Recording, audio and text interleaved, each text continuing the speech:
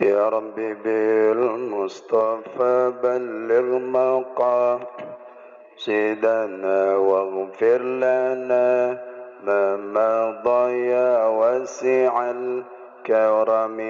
يا ربي بالمصطفى بلغ مقاصدنا واغفر لنا ما مضى يا واسع الكرم. لم يحتلم قط طه مطلقا أبدا وما تثاءب أصلا في مدى الزمن. منه الدواب فلم تهرب وما وقع الذبابة أبدا في جسمه بخلفه كأمام رؤية ولا يرى أثر بول منه في علاني وقلبه لم ينم والعين قد ولا يرى ظله في الشمس يذو فطاني كتفه قد علت قوما إذا جلسوا عند الولادة صفيا بمختتني هذه الخصائص فاحفظها تكون آمين من شر النار وسراق ومن محاني. إلهي لست للفردوس أهلا ولا أقوى على النار الجحيم. فهب لي توبة واغفر ذنوبي فإنك غافر الذنب العظيم. ما شاء الله لا يسوق الخير إلا الله. بسم الله ما شاء الله لا يصرف سوء إلا الله. بسم الله ما شاء الله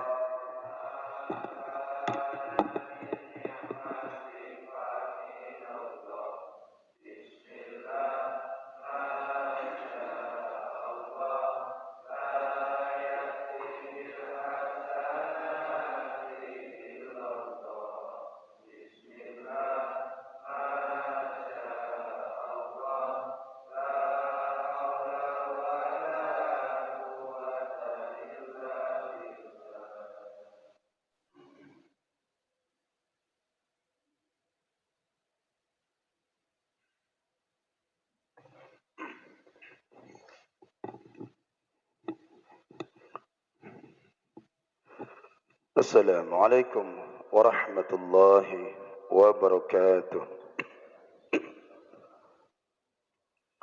الحمد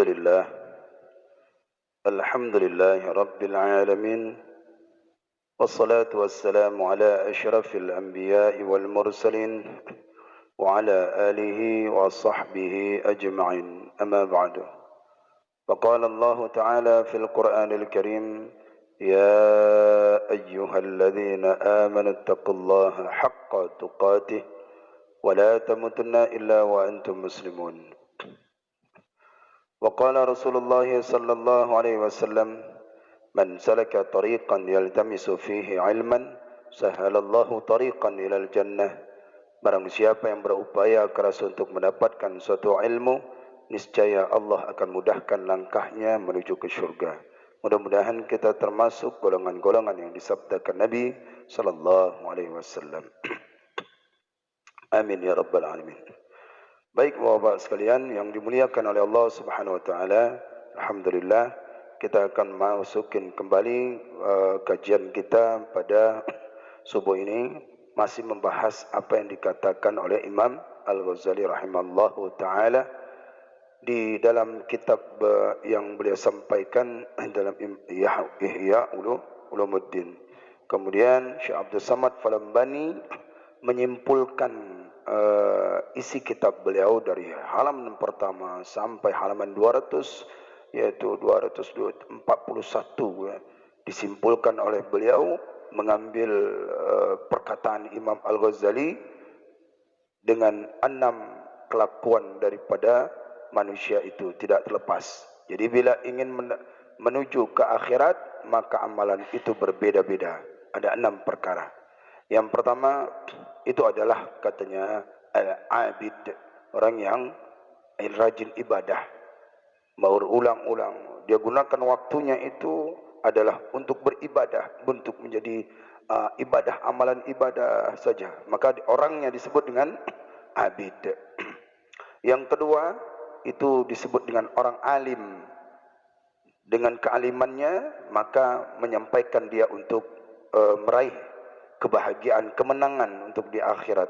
Bisa dengan melalui mengajar, bisa melalui dengan mengarang, bisa melalui dengan mutalaah, bisa dengan melalui daripada berfatwa. Maka wiridnya orang alim demikianlah disebutkan, yaitu dengan cara mutalaah, mengajar, menyibukkan waktunya itu daripada mengajarkan atau memberikan fatwa atau menyampaikan hukum-hukum. Itu disebut dengan orang alim. Adapun yang ketiga, wiridnya orang yang ketiga itu disimpulkan di dalam kitab jilid pertama. Jadi jilid pertama itu kan ada menceritakan alim, mualim, muta'alim, abid. Maka disimpulkan semua. Yang ketiga adalah muta'alim. Dengan sebab muta'alim, dengan sebab daripada belajar, maka bisa mendapatkan kemenangan untuk di akhirat. Dengan cara apa? Dengan cara hudurun majlisun al-ilmin afdalu min salatin alfi raka'atih. Menghadirkan majlis ilmu itu lebih baik daripada salat sunat 1000 rakaat. Jadi itu amalan orang yang mengaji itu. Itu amalan orang yang belajar. Jangan dikatakan orang belajar itu tidak ada wirid. Tidak, itu wirid dia itu. Makanya jadikan ini wirid kita. Bahkan dia dimasukkan ke dalam taman syurga. Idza ra'aitumul riyadul jannah. Apabila kamu melihat riyadul jannah, fartau ilaiha. Maka naiklah kamu di kebun syurga itu. Bagaimana menaikkannya? Kumpullah kamu di tempat orang-orang yang hilakul dzikri. Makna hilakul dzikri apa ini? Berhimpun mengingat Allah. Maksud mengingat Allah, mengetahui halal dan haram, makruh dan mubah. Bagaimana cara salat yang benar, bagaimana cara berwudu yang benar, bagaimana cara muamalah yang benar, itu disebut riyadul jannah. Jadi oleh karena itu bila ada tempat mengaji yang menceritakan tentang halal dan haram, duduk, itu taman syurga. Jadi oleh karena itu itulah kelebihan atau wiridnya orang-orang muta'allim. Ya, jelas. Jadi kalau dikatakan belajar melulu, kapan beramalnya? Itu sudah amal ya. Itu sudah wiridnya. Untuk meraih amal, maka belajarlah dengan ilmu. Itulah 3 perkara yang sudah kita bacakan. Jalan berbeda-bedanya manusia untuk mencapai kebahagiaan di akhirat. Jadi tingkatannya berbeda-beda. Ya. Bila ada orang mengambil tingkatan, sudahlah dia abid, sudahlah dia alim, sudah dia belajar, sudah mencakup sempurna. Tapi jarang ada orang demikian. Yang disebut abid, yang disebut alim, yang disebut daripada muta'alim. Maka dibagikan, diklasifikasikan oleh Imam Al-Ghazali rahimallahu ta'ala. Kemudian yang keempat, apa yang dikatakan oleh Imam Al-Ghazali? Ini yang akan kita baca. A'udzu billahi minasyaitonir rajim. Bismillahirrahmanirrahim.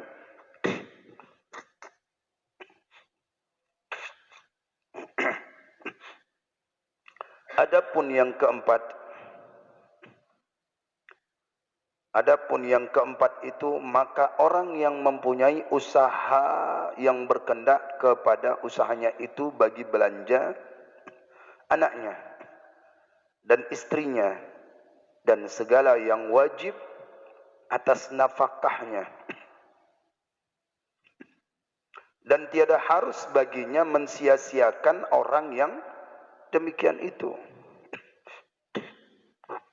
dengan tiada memberi belanja mereka itu, dan tiada harus menghabiskan akan waktunya itu di dalam berbuat ibadat yang sunat, dengan tiada berusaha, tetapi adalah aurat itu di dalam ia berusaha itu hadir dan masyghul, menyibukkan ia dengan usahanya yang sepatutnya, dan seyogyanya jangan melupakan zikrullah di dalam usahanya itu. Maka hendaklah ia mengucap tasbih dan zikir dan membaca Quran. Maka yang demikian itu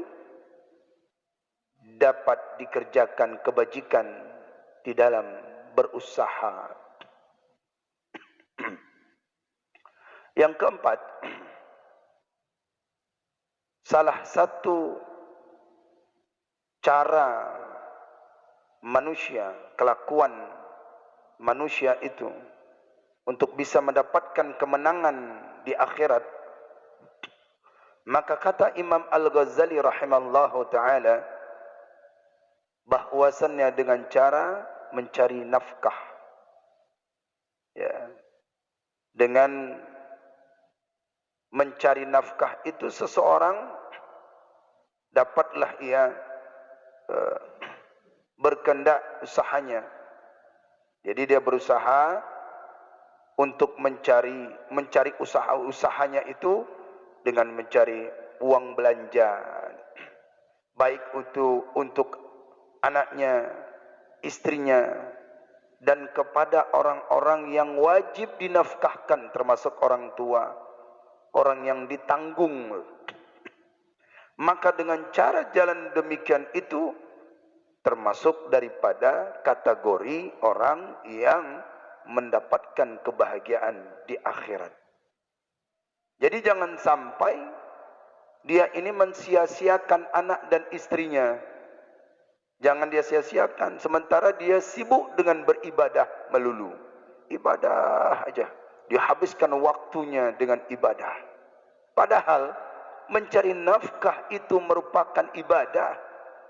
Niatkan di hati untuk mencari nafkah itu ibadah. Jadi kalau ditanya, ayo Pak, kita ini Pak, kita beribadah salat sunat, saya mencari nafkah. Niat saya mencari nafkah untuk keluarga, ini ibadah. Dia ibadah.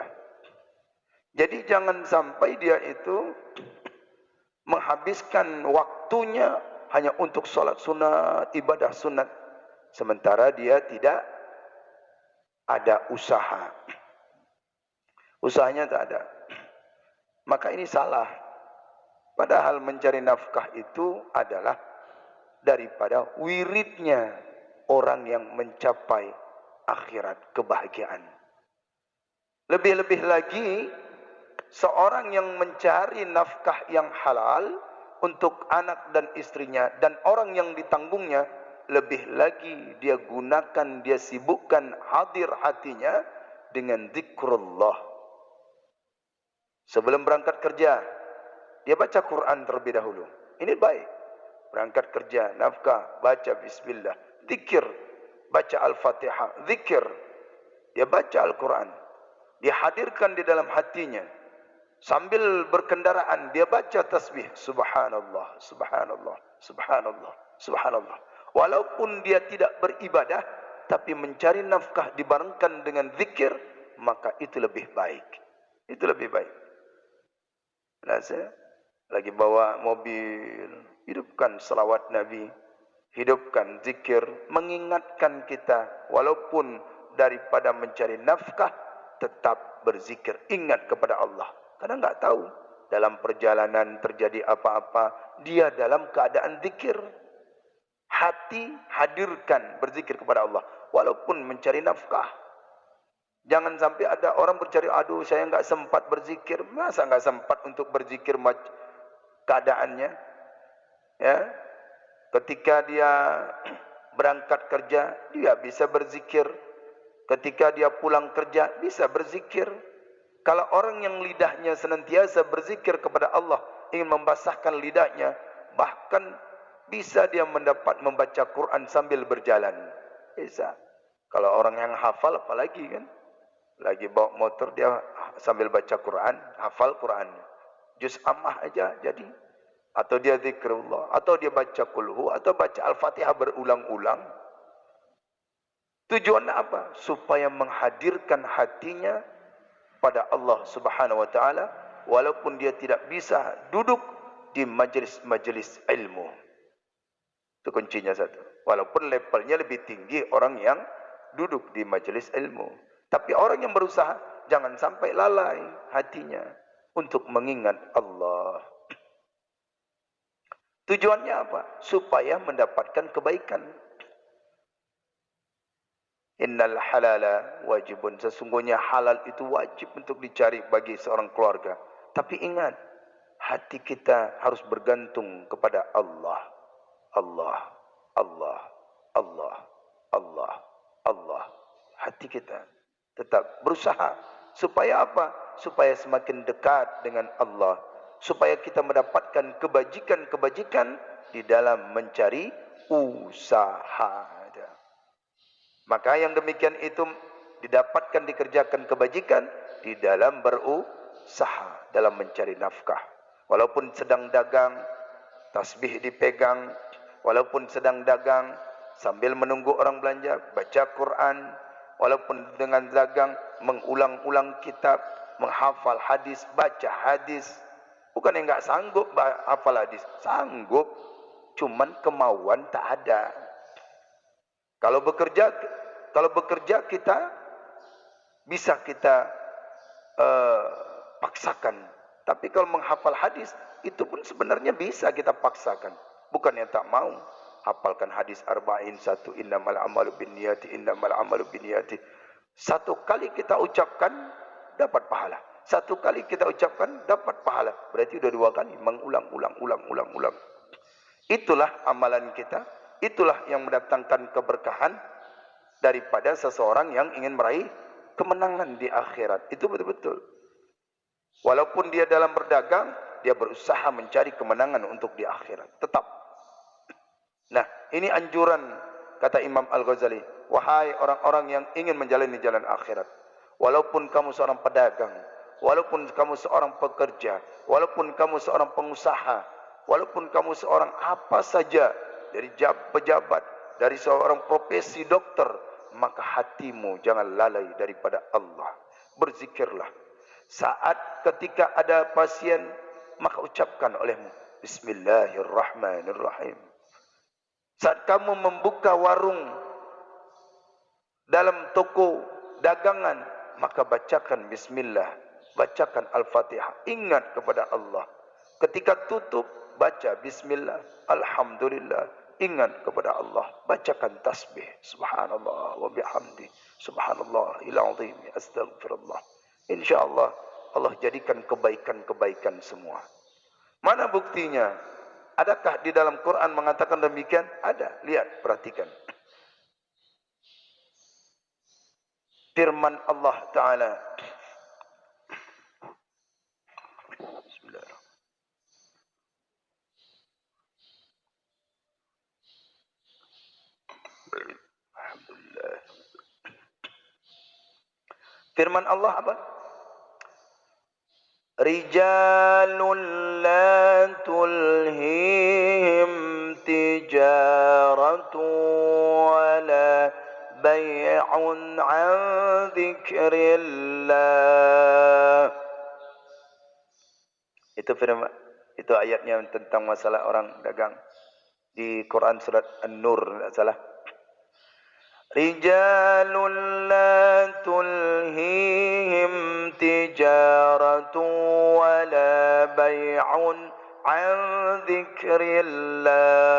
Artinya, beberapa laki-laki yang tidak melupakan mereka itu oleh perniagaan dan berjual beli daripada zikrullah ta'ala.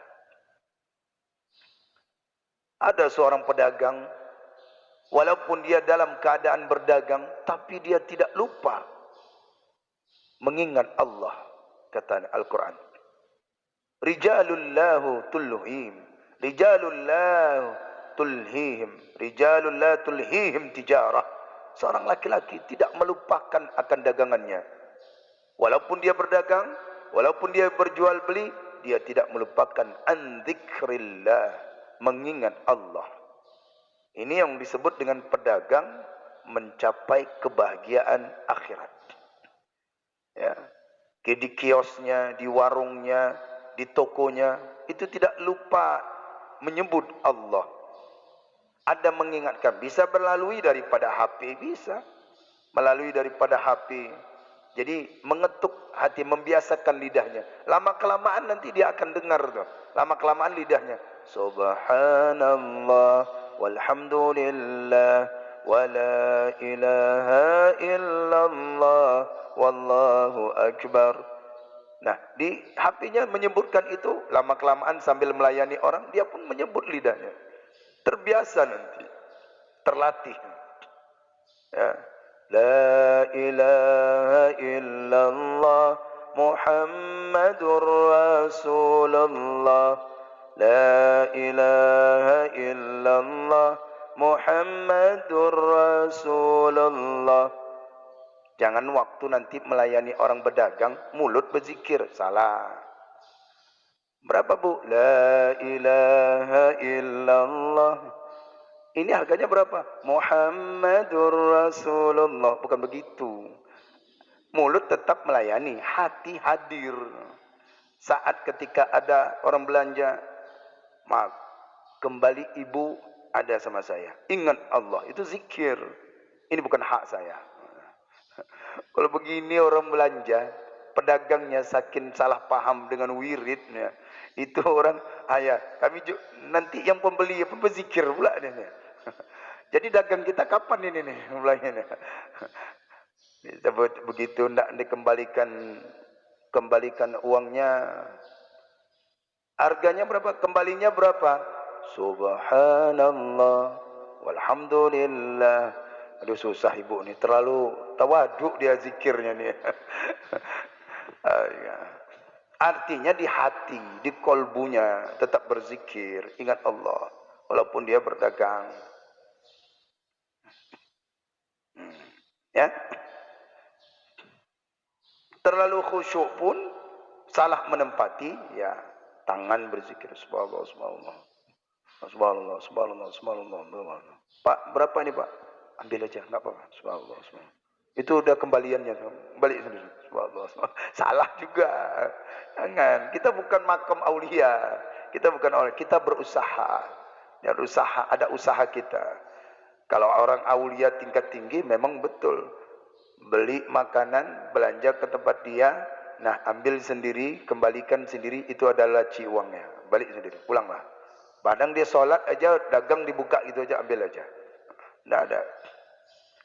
Orang yang berkendak, walaupun dia berdagang, maka dia ingat, bentar lagi sholat zuhur nih. Nah, diletakkannya di tempat, maaf, pemiliknya sedang sholat. Nah, ya kan? Berarti dia menjaga sholat itu. Maaf. Bahkan dia bisa, aduh, saya nggak bisa sholat. Di warung pun dia bisa sholat. Orang mengambil, nggak jadi ada orang sholat. Segan itu, nggak melihat sholat. Allahu Akbar. Dijaga warung itu dengan sholat. Dijaga warung itu dengan Al-Quran. Dijaga warung itu dengan tasbih. Jadi oleh karena itu, tetaplah ingat kepada Allah. Walaupun dia tidak melakukan ibadah sunat seperti orang-orang abid, tak dapat. Tapi karena pedagang, hatinya selalu ingat Allah. Baik, jelas ya? Nah. Boleh gitu. Dari Pak ya? Jangan pula nanti la ilaha illallah. La ilaha illallah. Nah, itu tetap melayani orang, pedagang. Tetapi sembahyang terkadang tidak dapat berhimpun dengan setengah usaha. Tetapi sembahyang terkadang tidak dapat berhimpun dengan setengah usaha. Kemudian manakala selesai ia daripada berusaha yang mencukupi akan belanjanya itu. Tetapi sembahyang terkadang tidak dapat berhimpun dengan setengah usaha. Artinya solatnya itu tidak dapat bisa impunkan dengan usahanya, nafkahnya. Kalau solat, solat. Kalau nafkah, nafkah. Tapi kalau usaha bisa menghimpunkan zikir kepada Allah. Tapi solat tak bisa. Begitu solat, Allahu Akbar. Baru aja masuk takbir, aduh, basah pula dagangan ni. Hujan, tak dapat. Allahu Akbar. Lupa mengunci laci uang. Diingatkan. Jadi oleh karena itu tidak dapat dihimpun. Tapi ketika seorang berdagang, dia bisa menghimpunkan zikrullah kepada Allah. Mengingat Allah bisa. Tapi solat tak bisa. Maka dia harus sendiri. Kemudian manakala selesai ia daripada berusaha yang mencukupi akan belanjanya itu, kalau sudah mencukupi, selesai berdagang, sudah cukuplah untuk nafkah, bukan untuk cari kekayaan. Sebenarnya cukup itu. Tapi karena banyak, ambil kulkas, ambil TV, ambil kredit, ambil, jadi nggak cukup. Benarnya untuk itu aja cukup gitu. Makanya orang jalani jalan akhirat, dia itu mencari kecukupan untuk nafkah keluarga dan untuk beribadah. Udah itu. Tapi banyak yang dihutangkan sehingga tak cukup. Kalau dia sudah mencukupi untuk uang belanjanya, maka seyogyanya bahwa ia kembali mentertibkan wiridnya yang dahulu itu. Tertibkan lagi. Balik lagi. Wiridnya apa? Udah pulang sore, nah wirid sore apa ya? Gitu, balik kan. Pulang dia malam, wirid malam apa ya? Jadi kumpulkan lagi wirid-wiridnya. Dan jika ia kuasa, kalau dia mampu, mengekali akan berusaha seperti yang demikian itu. Dan memberi sedekah ia dengan barang yang lebih daripada sekedar mencukupi belanjanya itu. Walaupun dalam satu hari cukuplah misalkan 100, sisihkan 20.000 untuk sedekah. Memberi sedekah ia dengan barang yang lebih daripada sekedar yang mencukupi belanjanya itu.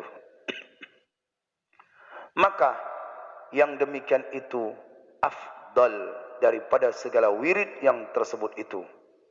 Afdal, mencukupin, ada nafkah, mencukupkan, ada sedekah, ya, ada usahanya, kemudian dia berikan sedekah, itu sudah memadah. Mengapa? Karena amal yang berlaku faedahnya itu kepada memberi manfaat bagi muslimin, terlebih baik daripada amal yang terhenti pada dirinya. Jadi sedekah itu dapat menjadikan amal yang terbaik. Kenapa dikatakan amal yang terbaik? Bersedekah untuk kaum muslimin, itu amalan yang terbaik. Memberikan kesenangan kepada kaum muslimin, itu amalan yang terbaik. Di samping usaha, di samping uang belanja, maka dengan sedekah ini dapat mengalirkan pahalanya kepada orang yang hanya mencari nafkah cukup saja untuk diri, untuk keluarga, untuk anak dan istri, dan orang yang ditanggung. Lebihnya dia sedekahkan. Maka ini dapat mengalir pahala dan amalan yang terbaik. Amalan yang afdal. Bisa kembali kepada dirinya itu tadi.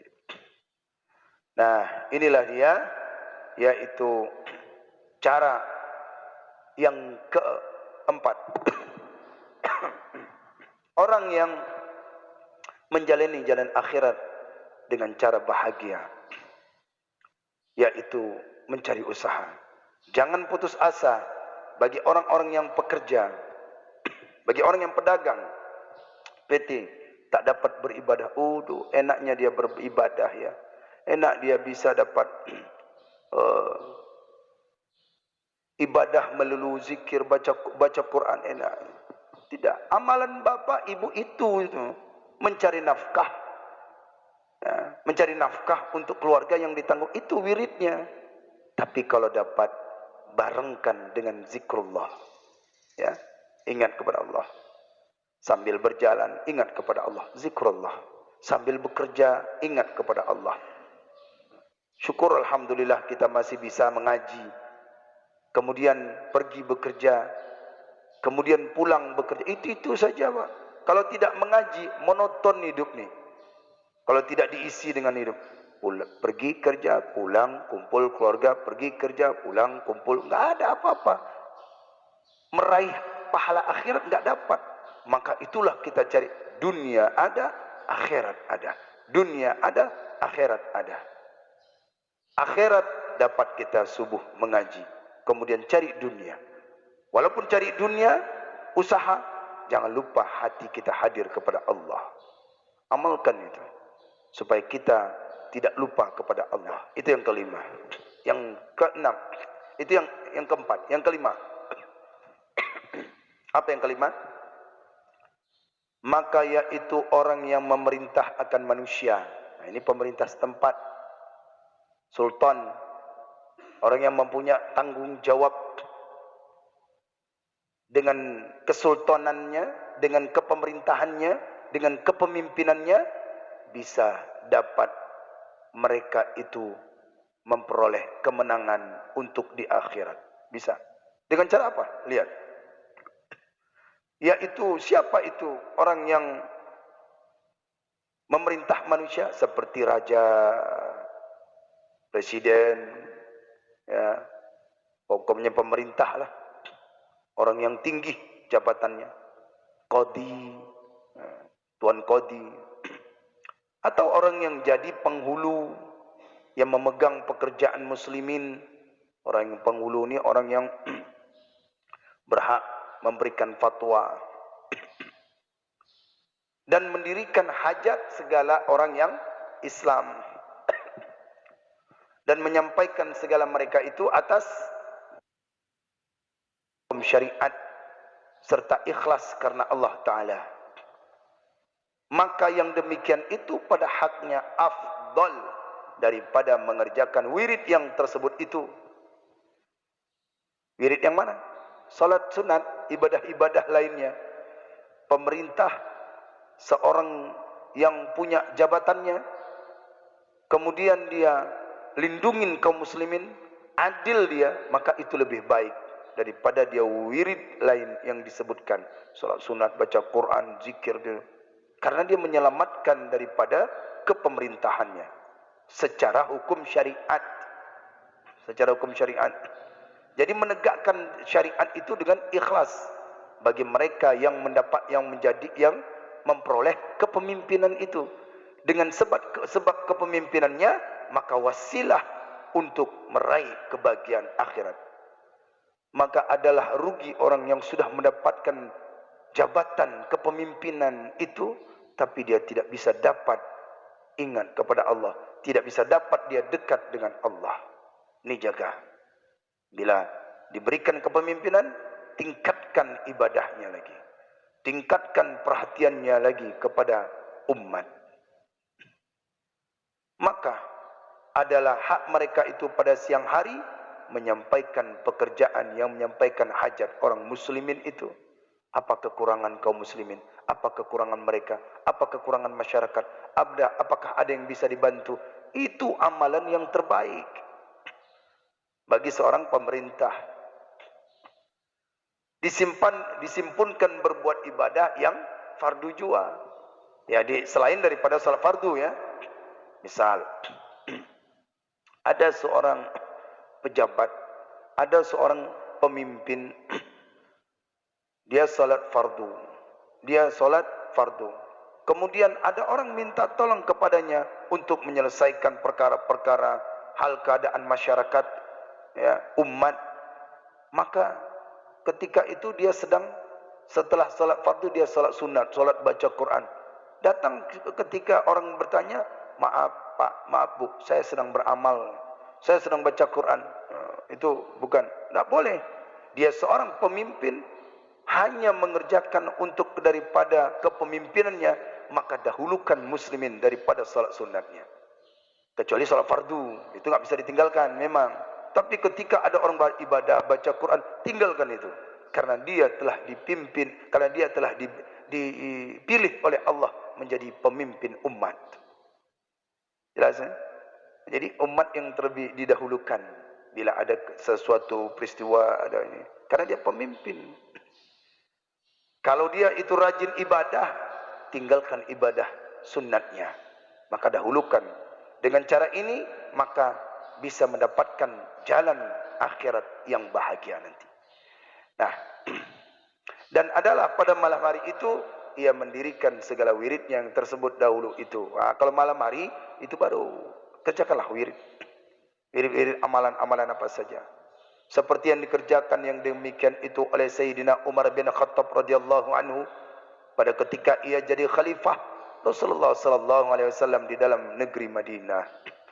Ya, contohnya saja Sayyidina Umar, beliau khalifah, beliau pemimpin, beliau presiden, beliau apa? Tapi tetap umat, tetap masyarakat yang diperlukan oleh Sayyidina Umar, khalifah Rasulullah. Dia cari orang-orang miskin, dia bawa beras itu untuk diberikan kepada kaum muslimin. Tidak ada banyak ibadah, tapi takutnya kepada Allah itu tinggi. Itulah Sayyidina Umar bin Khattab radhiyallahu anhu. Malamnya barulah beliau wirid. Siang harinya dia cari masyarakat.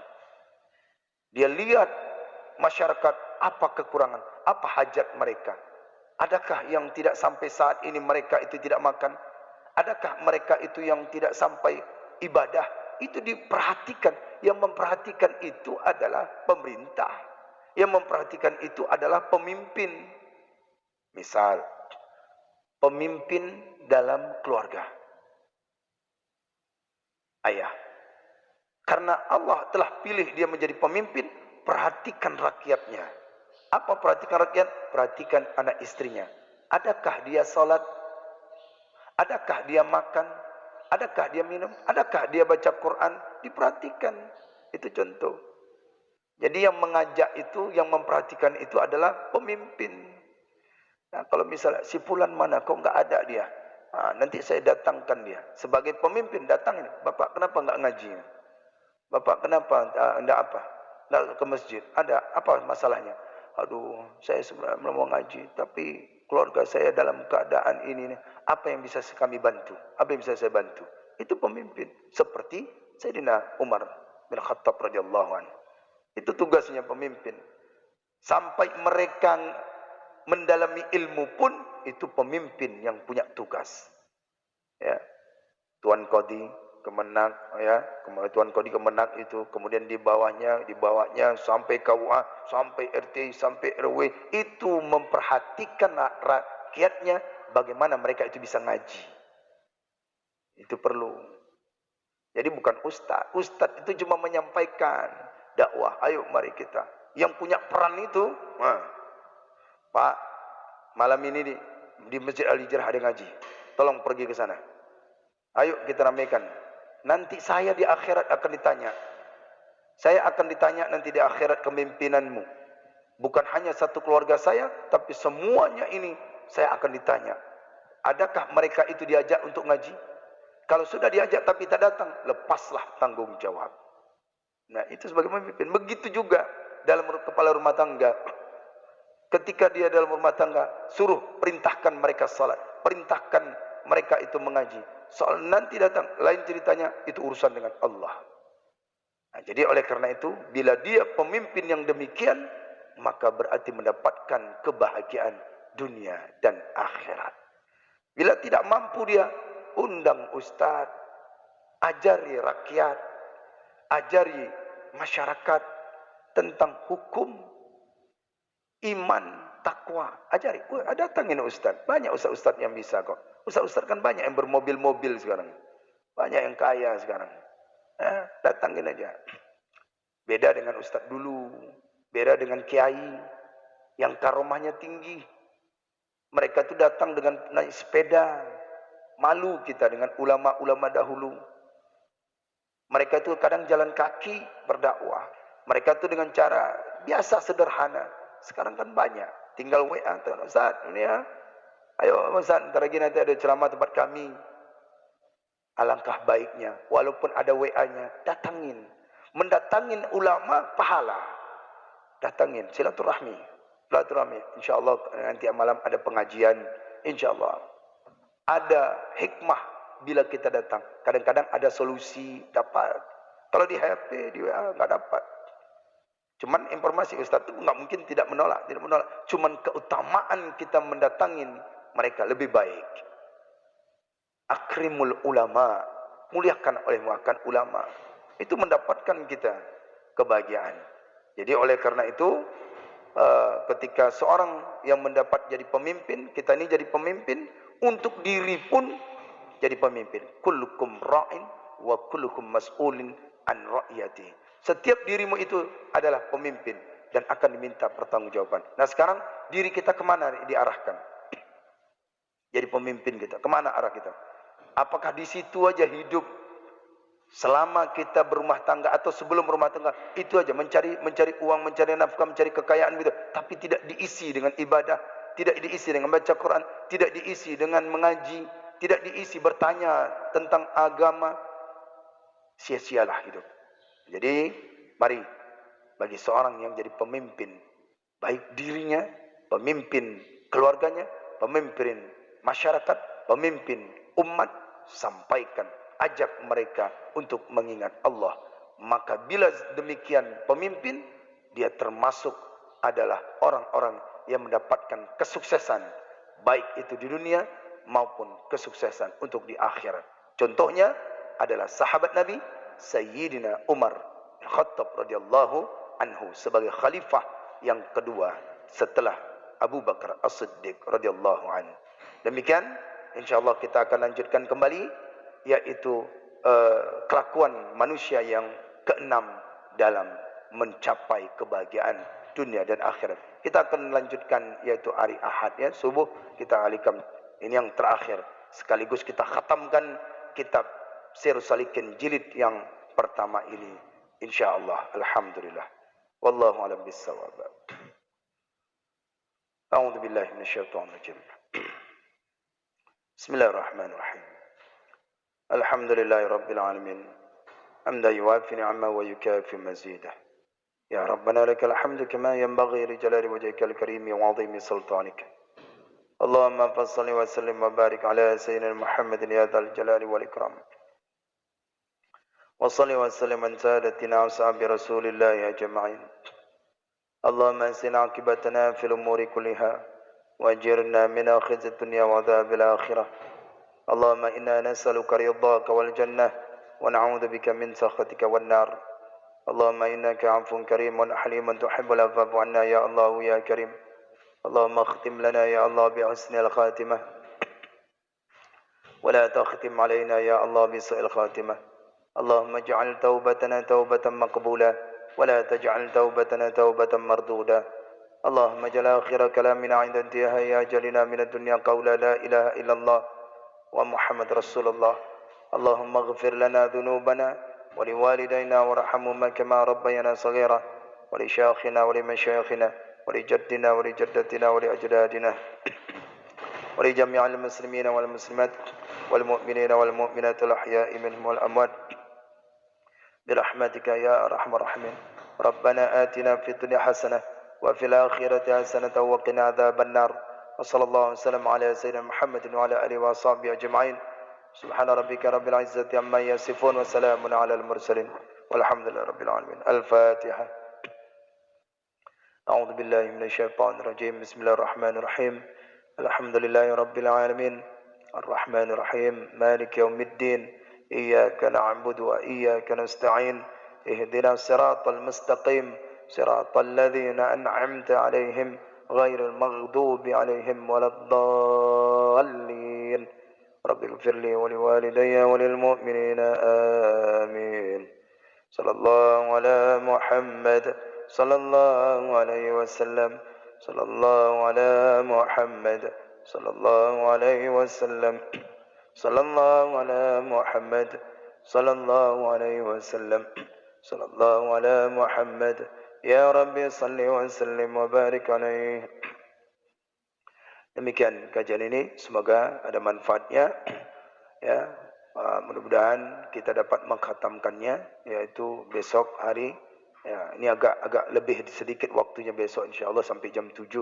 Kalau cuma membaca aja sekilas dah habis. Dalam beberapa 15 menit selesai kalau membaca. Tapi kita cari apa faedah di penghujung kitab jilid 1 ini. Ada makna yang tersingkap di dalam kitab ini bagus, yaitu tentang yang keenam, arif billah, ya, mereka yang tahu mentauhidkan Allah Subhanahu wa taala. Dan sekaligus nanti akan ada di dalam terakhirnya ini ada pembicaraan yang sangat penting, insyaallah. Jadi agak lebih sedikit insyaallah sampai jam 7 mudah-mudahan itu. Ya. Oleh karena itu marilah kita hadirin di hari Ahad subuh ini insyaallah. Ini ada sedekahnya. Ada sedekah Pak Arisyandi. Apa tu? Empek-empek ya. Dari beliau baru pulang dari Palembang. Jadi dah bersedekah baru sampai. InsyaAllah ya. Mudah-mudahan dapat keberkahan. Kita akan kaji. Tinggal satu lagi. Wallahu a'lam bishawab. Assalamualaikum warahmatullahi wabarakatuh.